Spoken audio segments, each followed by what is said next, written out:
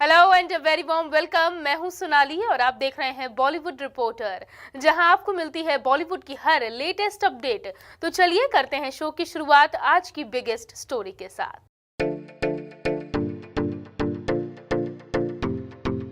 साल 2022 में कृति सेनन की 5 फिल्में होंगी रिलीज। हर प्रोजेक्ट में दिखेगा कृति का अनोखा अंदाज।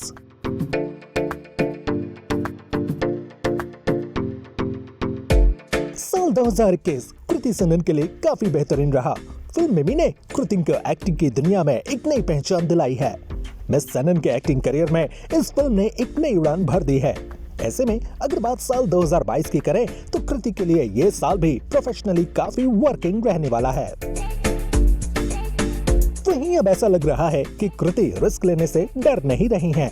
अपने एक्सपेरिमेंटिंग कैरेक्टर्स और अपने अंदर के कलाकार को चुनौती देने के साथ आग लगाने के लिए पूरी तरह तैयार हैं।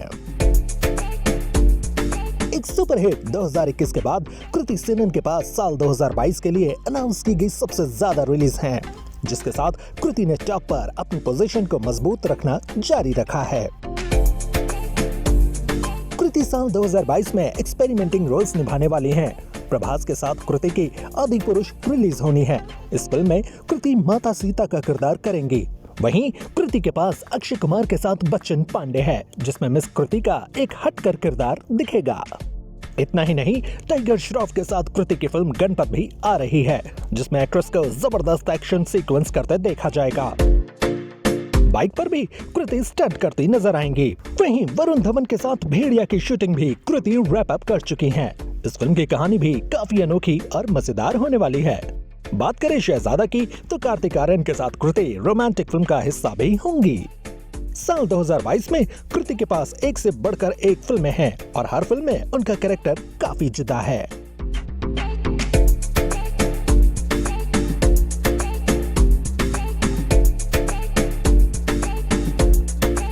तो सबसे पहले आपका बहुत बहुत स्वागत है साइरस E24 पे। Thank you Naveen, thank you so much. कैसे हैं आप? I'm And good, Happy New brother. Year. Happy New Year to you too, and of course to all the wonderful audience members. मैं ठीक हूँ यार, as usual. मैं घर पे हूँ अब, sealed in, चुपचाप. Back to the silence, and been having fun and looking forward to tomorrow when the show launches. मैंने भी नहीं देखा है. We all are excited because हमने ट्रेलर देखा, बहुत ही प्रॉमिसिंग है, थोड़ी बहुत कॉमेडी है, बहुत ही मजा आया हमें देखकर। एंड बड़े सारे चेहरे हैं उसमें डिफरेंट जिनको एक साथ लेकर आया गया है।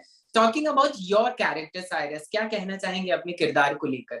Well, Harsh Goyal is a person who is Delhi में रहता है. He comes from a business family और उसकी बहुत ही जिसे कहा जाता है ना Instagrammable sort of existence है, in a non-show off way. But वो फैमिलीज होती है ना जहाँ पे ओहो पैसे वाले हैं, घर बहुत बड़ा लग रहा है, 2 बच्चे हैं. So he lives this life with his wife Devyani played by Lara Dutta. 2 बच्चे हैं, ट्विंस. और underneath all this there are some layers and hidden secrets that slowly reveal themselves. And I think both as a couple, because of his wife being very dominating and always wanting to live this princely life or this very stately existence, he's always trying to provide that world for her. लेकिन उसको अपनी wife की family के बारे में बहुत कम पता है और वो अपने फादर इन लॉ से भी कभी नहीं मिला. And then certain things happen due to which for the first time they have to go back to the palace. So A, he's dealing with his own secrets. B, he's trying to keep his family together. And C, he's trying to fit into a world which is almost like a folklore world. हाँ. A palace जहाँ पे एक राजा है जो मतलब आज भी अपने पुराने जमाने में अटका हुआ है. अपनी वाइफ की फैमिली जहाँ जिस जो और उनकी बहनों से मिल रहा है. तो एक अलग सा ही एक almost like a audience member view कर रहा है दुनिया को. बिल्कुल. अच्छा, इसमें लारा दत्ता है, आप हैं, और नॉर्मली हम जब आपको देखते हैं हमें थोड़ी बहुत कॉमेडी चीजें हम रिलेट कर पाते हैं. तो क्या इसमें आपका भी वो फन मोमेंट वाला चीज एडेड है या फिर आपने इसमें कुछ सीरियस हस्बैंड का किरदार निभाया है? So Naveen, मतलब for the last year or two, I've been doing interesting work which is not ha comedy, you know, but more dramedies, most जहाँ पे कहानी lends itself to comedy. ये भी बहुत ही quirky comedy है. एंड एक I'd say it's more of a family drama come comedy जहाँ पे लोग बहुत ही absurd हैं. कुछ वर्ल्ड्स जैसे कि the last series I did, उसमें वो एक बहुत ही रिलेटेबल कहानी है set in the urban city. ये थोड़े मतलब मिस्टिकल और फोकलॉर टाइप की कहानी है जहाँ पे लोग ही अतरंगी हैं, विजुअली भी बहुत रंगीन है. So no, I don't think Harsh is funny. I think situationally कुछ फनी इंस्टेंसेस हैं, और वो इसलिए हैं क्योंकि आप कैरेक्टर को जानते हैं, आप रिलेट कर सकते हैं. And he is a worried man try to save his family. तो वो भी है, एक खौफ है उसके दिमाग में. लारा के ऑपोजिट है, तो क्या हमें इसमें कुछ रोमांस वाली चीजें देखने को मिलेंगी? जी, कुछ ऐसा? जी, थोड़ा बहुत रोमांस तो कपल्स में होता ही है, लेकिन उनके 2 ट्विंस हैं, और हाँ. जिनके भी बच्चे हैं उनको पता है कि उनकी जिंदगी में रोमांस खत्म करने के लिए बच्चे होते हैं. एंड मतलब सच्चाई है. And at least all the married couples I know with kids, they are like, भाई मेरे लिए रोमांस ये है कि मैं कहीं जाके सो जाऊं. अच्छा साइरस, इसमें हमने एक थोड़ा बहुत ऐसा स्क्विड गेम का कॉस्ट्यूम वगैरह भी देखा था. Very good.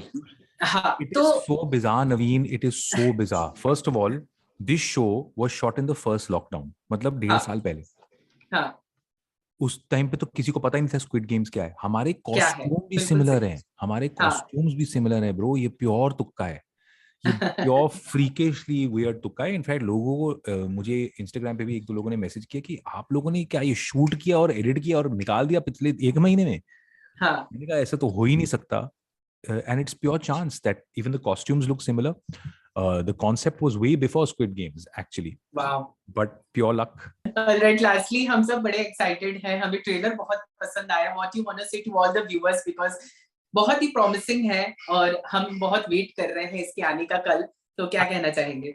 I think that first of all, I'd like to tell the viewers, look after yourselves, stay safe, and also that आजकल बहुत या तो क्राइम की कहानियां या बहुत रिलेटेबल कहानियां हैं. ये एक अलग ही दुनिया है. So it's like stepping into a very colorful world where everybody is a little crazy. And I think we all need a story which just takes us away from our worlds for a bit. Like a break. Like reading like Tinkle comics as a kid, you know? तो वैसी फोकलॉर और अजीब कहानियां जहाँ पे सारे लोग रंगीन और अतरंगी हैं. So I really hope they enjoy it. It was made with a lot of love.